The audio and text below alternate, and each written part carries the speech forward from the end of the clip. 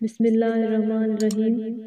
حضرت محمد بن عمر بن حزم رضی اللہ تعالیٰ عنہ روایت کرتے ہیں کہ نبی کریم صلی اللہ علیہ وآلہ وسلم نے ارشاد فرمایا، جو مومن اپنے کسی مومن بھائی کی مصیبت میں اسے صبر و سکون کی تلقین کرے گا، اللہ تعالیٰ قیامت کے دن اسے عزت کے لباس پہنائیں گے۔ تکبر کی چال کا انجام۔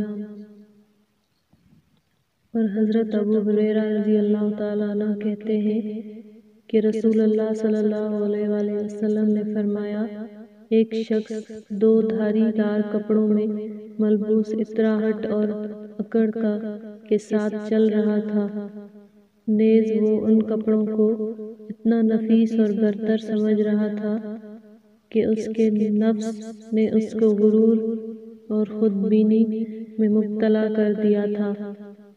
اس کا انجام یہ ہوا کہ زمین نے اس شخص کو نگل لیا، چنانچہ وہ قیامت کے دن تک زمین میں دھنسا چلا جائے گا۔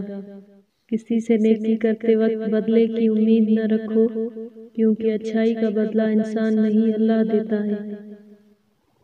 حدیث نبی صلی اللہ علیہ وآلہ وسلم۔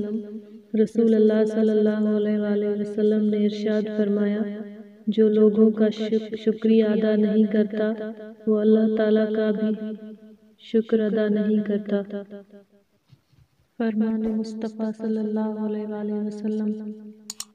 تم میں سے ہر ایک جب تک وہ اپنی اس جگہ پر ہی رہے جس جگہ اس نے نماز ادا کی، اور نہ وہ کلام کرے اور نہ اپنی جگہ سے کھڑا ہو، تو اللہ تعالیٰ کے فرشتے اس کے لیے دعا کرتے ہیں، اے اللہ اس کو بخش دے، اے اللہ اس پر رحم فرما۔